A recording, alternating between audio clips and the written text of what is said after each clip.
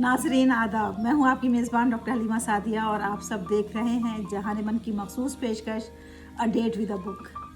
A date with a book में हम बात करेंगे आज एक ऐसी बुक की जो एक मोटिवेशनल बुक है और जिसे मैंने आज से तकरीबन 10 साल पहले इस बुक को मैंने पढ़ा और मैंने इस बुक को बहुत ही इफ़ेक्टिव पाया, ख़ास तौर से वर्क प्लेस में जहाँ आप काम करते हो, जहाँ आपके ऊपर प्रेशर हो, जहाँ आपके ऊपर टेंशन हो और जहाँ आपको ऐसा लगता हो जैसे कुछ भी काम नहीं आ रहा है, हमारी कोई भी ट्रिक यहाँ पे काम नहीं आ रही है, हमारी सारी फ़िलासफ़ीज़ फेल हो गई हैं और हम बहुत ही डिसअपॉइंटेड हो गए हैं। ऐसे में अगर आप फ़िश फ़िलासफ़ी पे अमल करेंगे तो यकीनन आप कामयाब होंगे। तो उस बुक का नाम है द फिश टेल्स।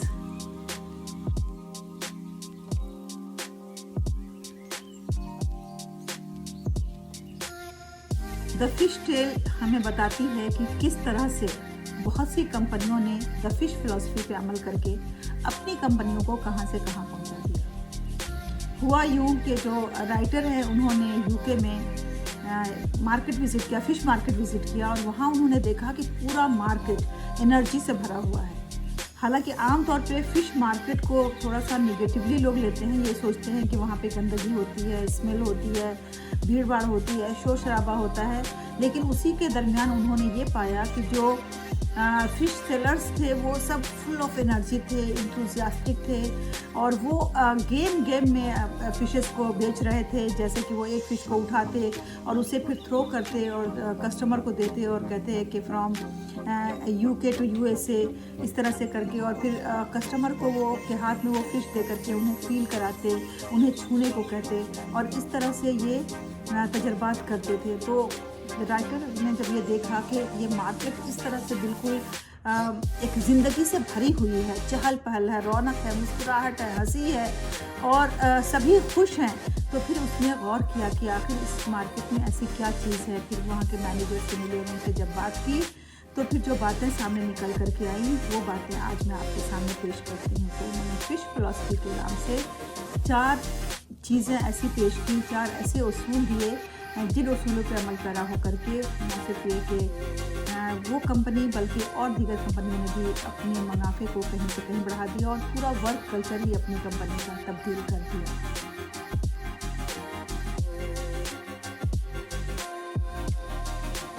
तो देखिए ये जो फ़िश फिलॉसफी है, आखिर फ़िश ही क्यों?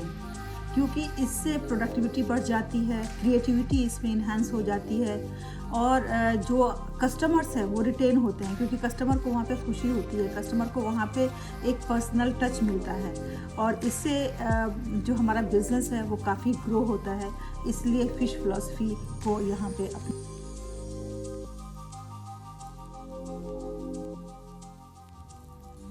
अब हम बात करेंगे इसके 4 प्रिंसिपल्स की। जो इसके 4 प्रिंसिपल्स हैं उनमें पहला है प्ले यानी कि हैव फन। अगर हम कोई काम करते हैं और उसमें हमें दिलचस्पी नहीं हो, उसमें हम फ़न ना इख्तियार करें, उसमें हम तफरीह में ना काम करें तो वो क्या है, बहुत ही बोरिंग हो जाता है और इंसान को ऐसा लगता है कि एक बेगार कर रहा है, वो एक मजदूरी कर रहा है। इसलिए फ़न एलिमेंट आना बहुत ज़रूरी है, उसमें प्ले को शामिल करना बहुत ज़रूरी है। प्ले और गेम्स ये सिर्फ वक्त ज़ाया करने की चीज़ें नहीं हैं बल्कि ये क्रिएटिविटी बढ़ाती हैं हमारे अंदर, एक जज्बा बढ़ाती हैं हमारे अंदर, हमारे जोश को दूना करती हैं। इसलिए प्ले का एक बहुत ही अहम रोल होता है किसी भी कंपनी में।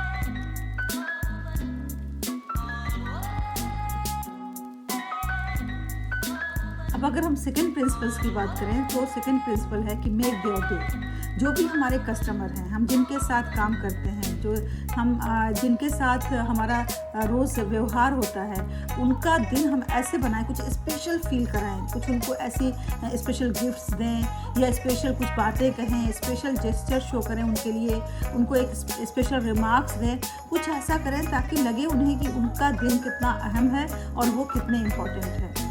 इससे उनके अंदर एक एनर्जी पैदा होती है। तो ये सेकंड प्रिंसिपल जो है वो है मेक देयर डेज।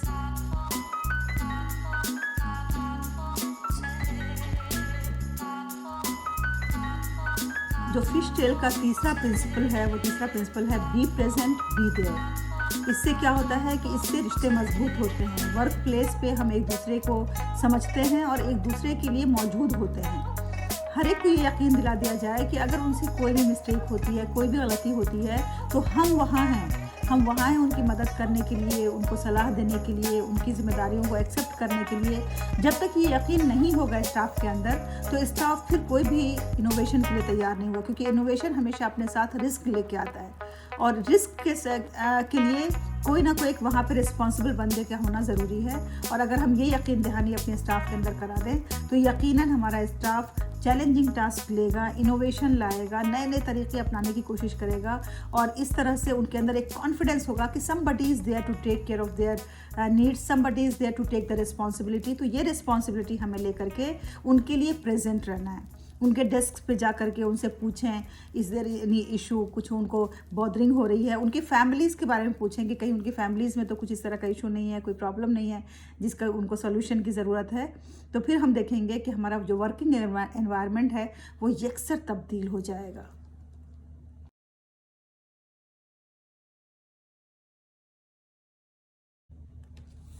देखिए, इस किताब को पढ़ने के बाद मुझे ये समझ में आया कि अगर हम चाहें तो अपने कंपनी की, अपनी ऑर्गेनाइजेशन की, अपने इंस्टीट्यूट के एटमॉस्फेयर को बहुत बेहतर बना सकते हैं।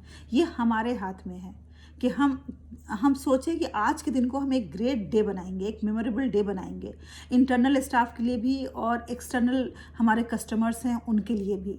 और फिर हम उसी की तगोदो में हम पॉजिटिव नोट्स लिख के रखें, हम पॉजिटिव थॉट्स लिख के रखें, पॉजिटिव कोट्स लिख के रखें, और उसे बार बार पढ़ करके अपने जहन को उसके लिए तैयार करें कि हमें यहाँ के माहौल को अच्छा बनाना है, खूबसूरत बनाना है, हमें आज के दिन को एक मेमोरेबल डे बनाना है। और इस तरह अगर हम करेंगे तो यकीनन हमारी कंपनी का माहौल भी अच्छा होगा, प्रोडक्टिविटी भी बढ़ेगी। जब सारे लोग खुश रहेंगे तो एक खुश इंसान ज़्यादा अच्छे काम करता है, ज़्यादा अहम काम कर सकता है, ज़्यादा बड़े काम कर सकता है बनिस्बत एक उदास और एक गमगीन इंसान के। इसलिए आइए हम सब अहद करें और इस फ़िश फ़िलॉसफ़ी को अपनी ज़िंदगी में नाफिज करने का अहद करें कि हम भी फ़िश एटीट्यूड अपनाएंगे और अपनी कंपनी में, अपने ऑर्गेनाइजेशन में हमेशा पॉजिटिविटी लाएंगे। जज़ाकल्लाह खैर। इंशाल्लाह आपसे फिर मुलाकात होगी। अपना रखें ढेर सारा ख्याल। अल्लाह हाफ़िज़।